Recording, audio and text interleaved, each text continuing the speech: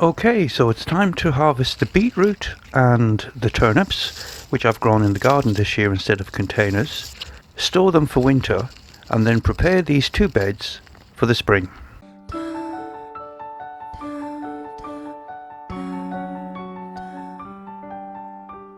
Hello again, and welcome to all the new and old subscribers, and I hope you're all keeping safe and well. What I'm doing in this video is I'm going to harvest the beetroot and the turnips. I'm going to store them for winter, and I'll show you how I do that, and then I'm going to prepare these two beds for the spring. So this is the first time I've tried to grow beetroot in the garden. Normally I grow them in containers. These were multi-sown in seed cells, so I sowed 3 seeds, and when they were 1.5 inches, 2 inches tall, the seedlings, I transplanted them out into this garden, and this was after I had harvested the onions. So they grew in clumps of 3. Where you see 1 beetroot on its own or 2 beetroot, we've already harvested, because we've been harvesting the beets from this bed for a couple of weeks now.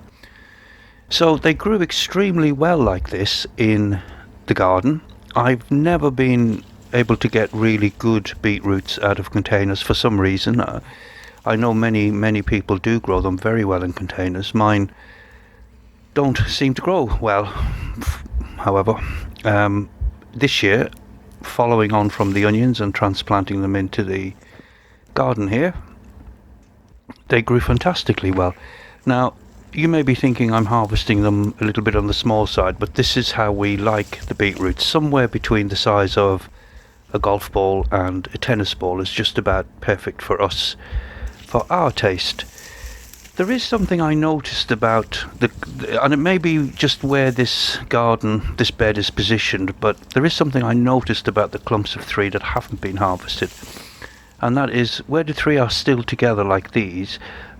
I've ended up with a large one, a medium one, and a very small one, and there's a couple here didn't really grow at all, and it's possible that that's just because they've been shaded out by the other plants. This bed doesn't get a huge amount of sun, and as you've seen if you've watched my earlier videos, in the garden on the opposite side of that wall there's a tree which casts a bit of an annoying shade, but anyhow, there's nothing very much I can do about that.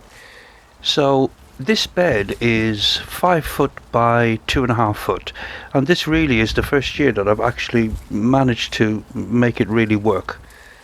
I had garlic and onions here earlier in the year, and then I had lettuce and spinach for a short time, and then I had these beetroots now.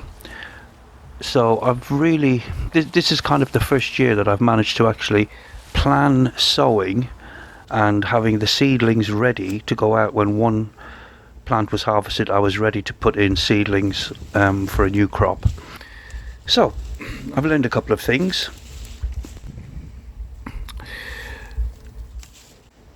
So like I said, where you see 2, we've already harvested. I could leave the other thing that I'm very pleased about is the amount of worms that I'm seeing.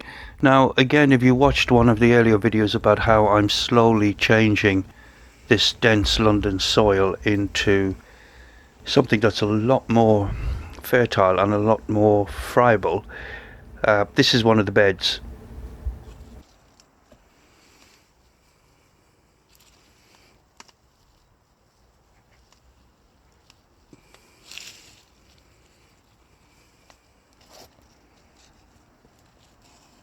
And the approach that I'm taking is simply to build up the soil year on year, and it's done a fantastic job of really filling the beds with earthworms, and you can just see how nice the soil is there. And you can see just how nice the soil is. And I'm pleased to say that it's covered with earthworms. Now this soil hasn't been disturbed. That's the idea, is I'm just layering 1.5 inches, 2 inches of organic material on top of this, and then sowing into that. harvesting throughout the year, and then twice a year what I do is, well, you'll see it's coming up now. I'm just clearing out the weeds here, but this time of year I lay about an inch or so of organic matter, in this case manure, just because I have easy access to so much manure, horse manure. And then come January, February, I will put another layer on top, but this time maybe only half an inch or so, and then that does for the whole year. So here's the horse manure, and this is maybe 2 months old. You can see there's lots of nuggets in it, not very well broken down, but it is full of red wiggler composting worms.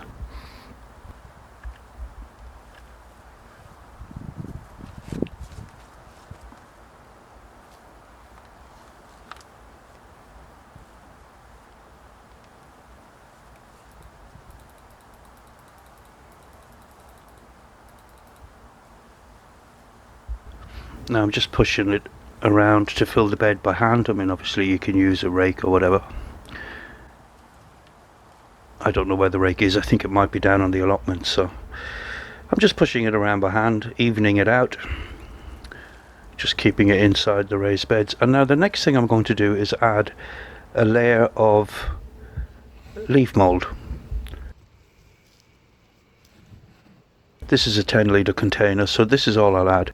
So there was that was a 35-litre container of horse manure, so I've added 30 in a 5-foot by 2.5-foot bed. The 35 litres of horse manure has given me an inch, maybe less in some places, but an inch. That was a little piece of horse. Oh, for heaven's sake, that was a little piece of snail dropping. So yeah, 35 litres of horse manure has given me about an inch, less in some places. But again, this will be topped up in the spring before I sow into it. And then the 10 litres of leaf mould, that just gives that a thin covering. And the idea is to keep the light out of the manure for the red wigglers and the anecic and endogeeic earthworms. They'll be happy as well. So the anecic worms, they're the ones that go straight down into large burrows. They will be very happy. They'll use the leaf litter, pull them down into their burrows, and continue fertilizing and breaking up and draining and aerating the soil for me. The heavy clay, quite deep down, they're the ones that do the work deep down. And then the endogeeic guys and the epigeic, which are the composting worms, they live closer to the surface, or actually on the surface, and they'll just break all that horse manure down. That's why I'm not worried about it being 2 months old, because by the time I actually come to use this, that will be a lovely layer of vermicompost basically. So to store the beetroot, I'm going to use ones that have not got blemishes on the skin. So that's important. Firm, fresh, unblemished beetroot.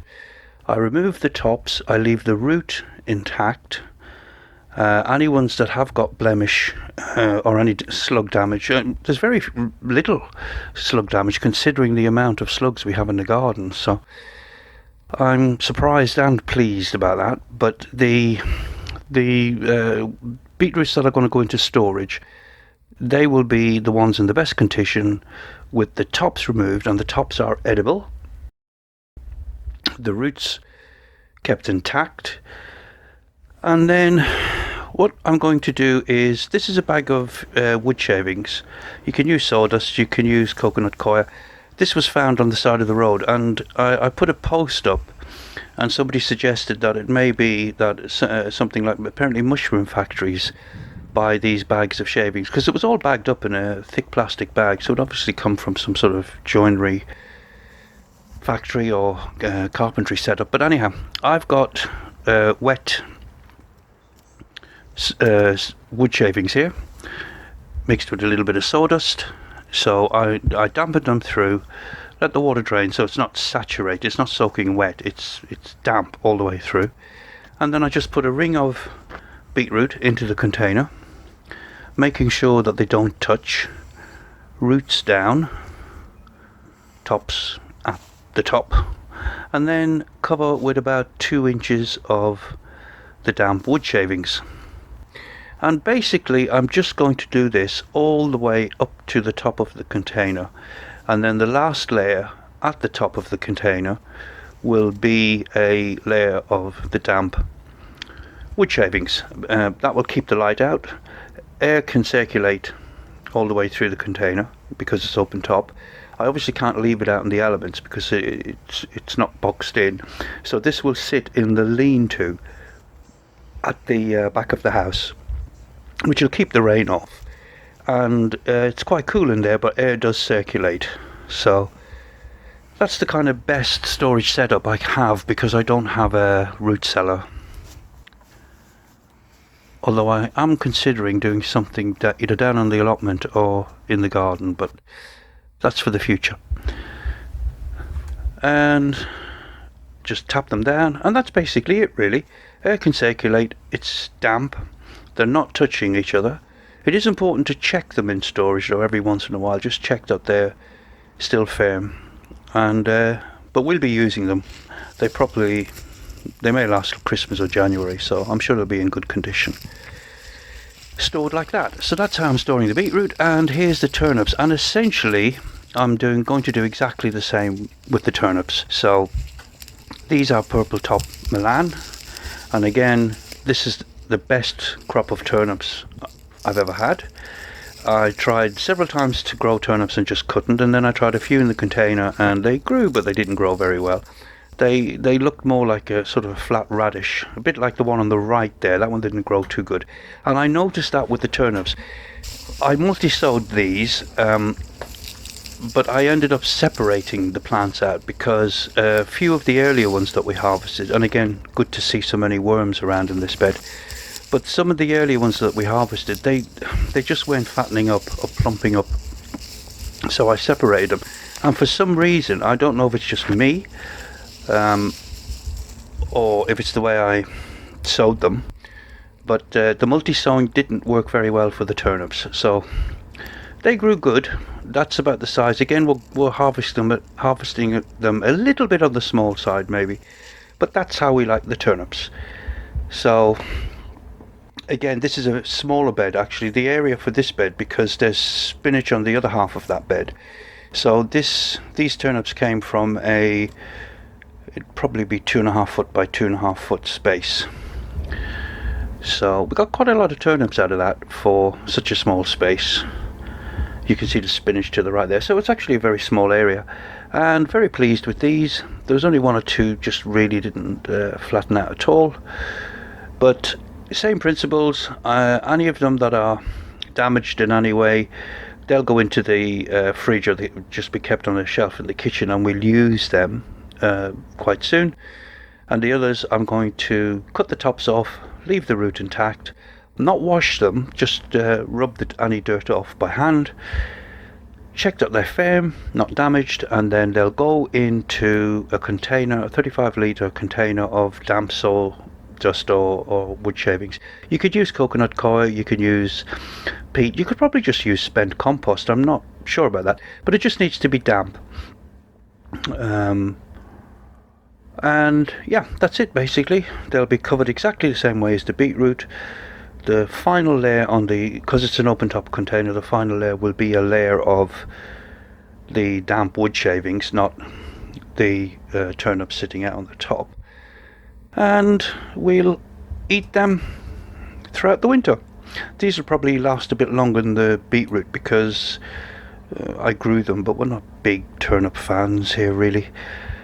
I grew these more because it was a challenge. I hadn't been successful in growing them for the last few years, or the ones that grew, they weren't great, so I really wanted to make a go of it. And it's interesting to me that they grew so much better in the garden than they ever did in the containers. So I think that's the way to go for me in the future. I'll be growing these somewhere in the garden next year. Okay, I hope you enjoyed that. As always, thanks for watching. Bye for now.